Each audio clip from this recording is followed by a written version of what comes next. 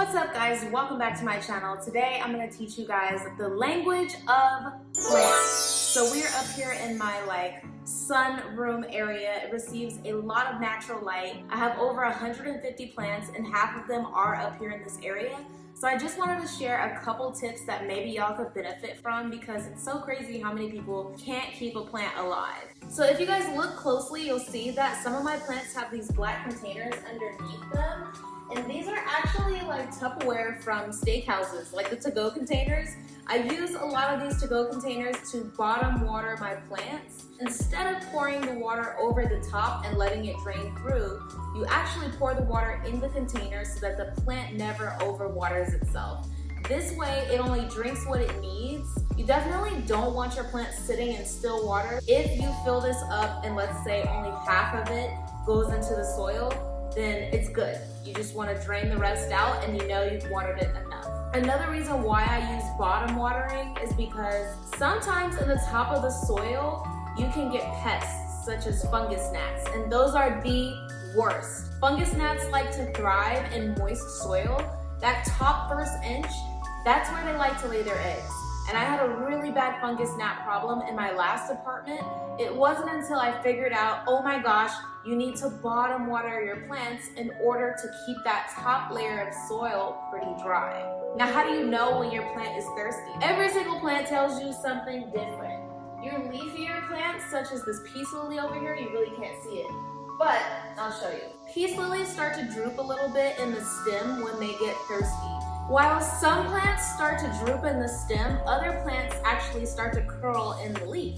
So if you notice, for example, pothos plants, when they get thirsty, their leaves curl up. Every plant kind of tells you, hey, I'm getting thirsty, but overall, the signs of a healthy plant is actually, so my blood leaf plant, for example, we know it doesn't need any water because this stem is nice and firm, springy, and the leaves are flat facing the light.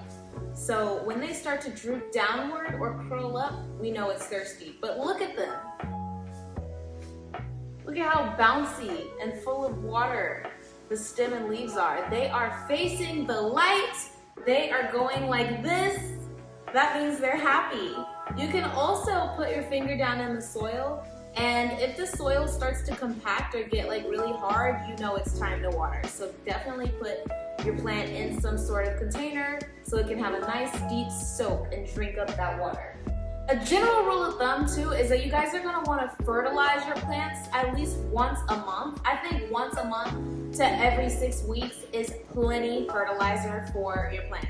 So I personally like to use fertilizer that goes inside of your water. I'm currently using Joyful Dirt right now. What I do is I just add a tablespoon of the fertilizer, which comes in a powder form, to about a half a gallon of water, and then I just bottom water as normal. How do you know when your plant's not receiving enough sun or is receiving too much sun? You can definitely tell when your plant is receiving too much sun if the leaves start to burn. Move your plant to maybe a slightly shadier area or even an area that gets a little less sun, like for example, 2 hours instead of 6 hours per day. This plant is my rare Syngonium. What I'm doing is just like the fine gardening part right now, just pulling off any dead leaves.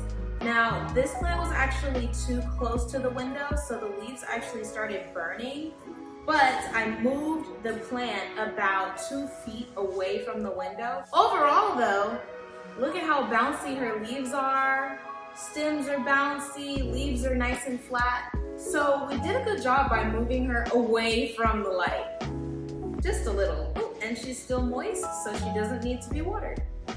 These types of plants tend to like humidity a lot. And a rule of thumb, how do you know if my plant likes dry or moist air?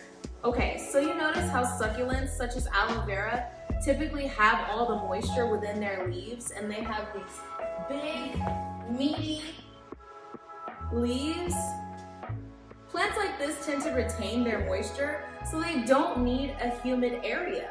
Whereas plants that have thinner leaves like this can't really retain too much moisture, so they do need a more humid environment. So you can do two things. If they're a small plant, you can just cover them. You can use a glass to cover it, a cut in half a water bottle, or even like they have these terrarium type situations. I will show you one at the end of this video, which I use.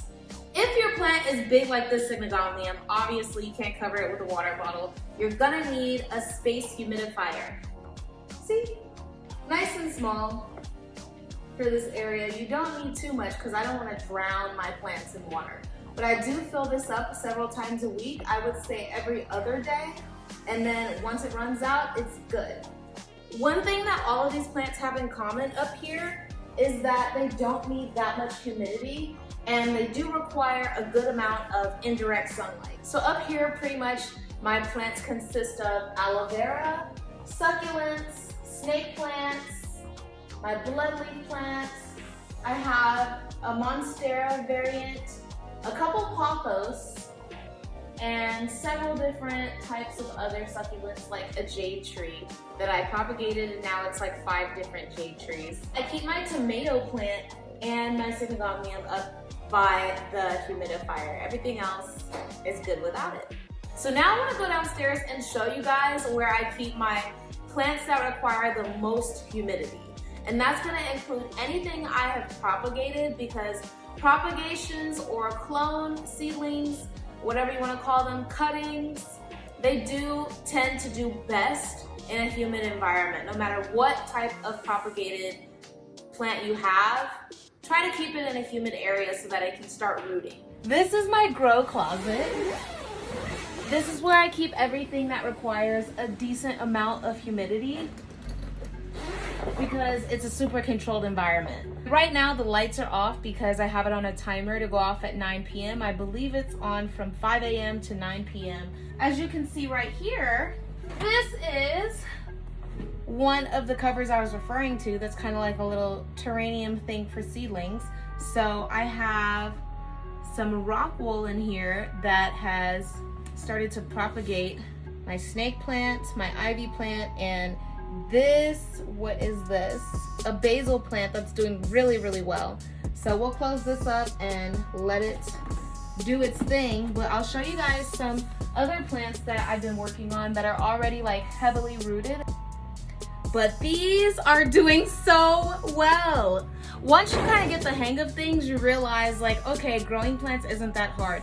It does require some attention and attentiveness, but this is my secret, you guys, the 4 elements. Every living thing needs the 4 elements. Humans, animals, plants, we all need air. So you gotta make sure that your plants are getting good airflow. And sometimes that can mean down in the roots, making sure that your soil is not packed too tightly or waterlogged. I like to mix in orchid bark and perlite into my soil to make sure they get good aeration. The next thing is gonna be water. We just talked about bottom watering. Speaking of mixing my soil, the next thing plants are gonna need, just like every other living thing, is earth. For plants, it's gonna be your growing medium and making sure that there's enough nutrients in it. For us, it's gonna be the nutrients through the food that we eat. Once every 4 to 6 weeks, you wanna mix in some fertilizer if you have a powder fertilizer, and if you have the slow release grow sticks, then you just stick it in there and forget about it.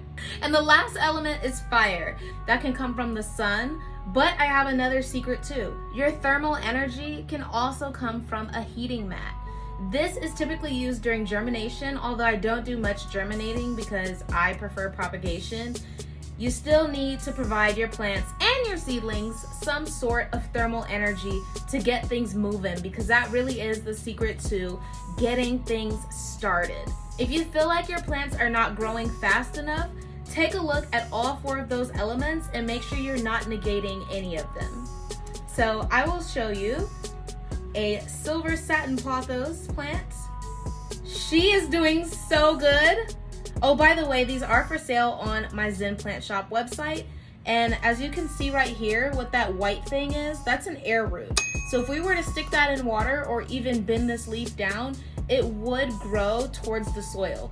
Air roots always try to find the closest water source, and the reason why this one is so long is because it was under that humidifier or the humidity terrarium type structure. So there's a lot of moisture that is able to be retained. So we have another one over here. What is going on? There's so many.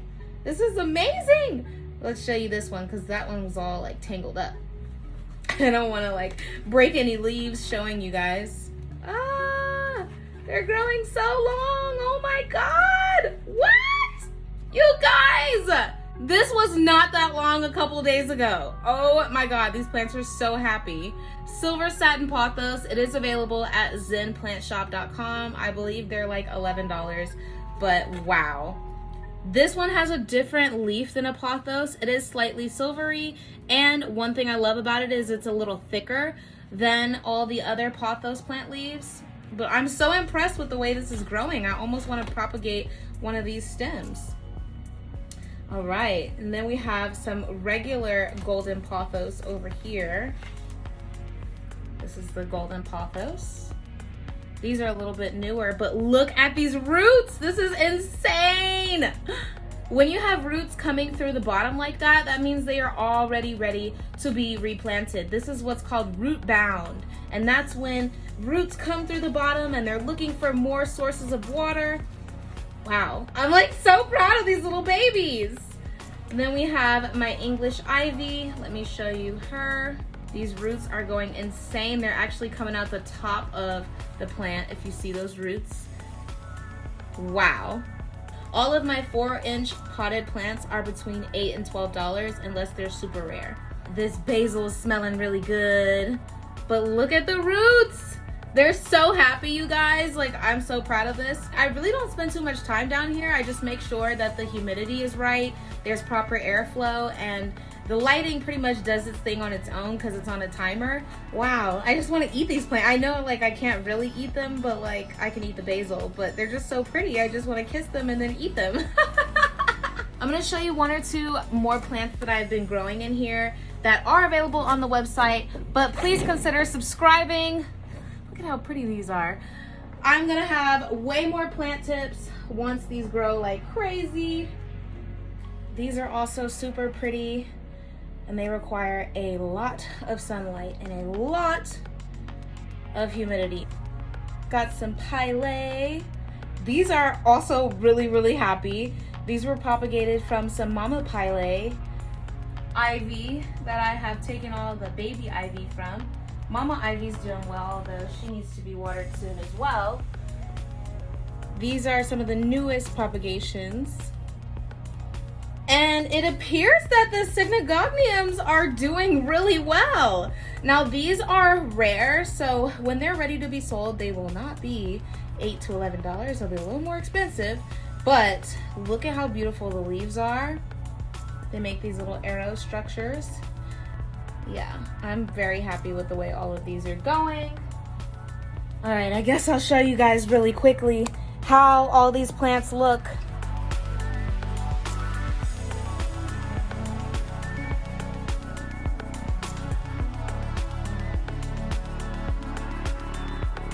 All right, guys, we are gonna close the grow closet up. I hope you enjoyed this video. Please consider subscribing for other household hacks, plant tips. I can't wait to show you guys in a few months how ginormous some of these plants are, although I hope to have them in your home and share them with you soon. So if you are interested in getting one of these houseplants, you can visit zenplantshop.com.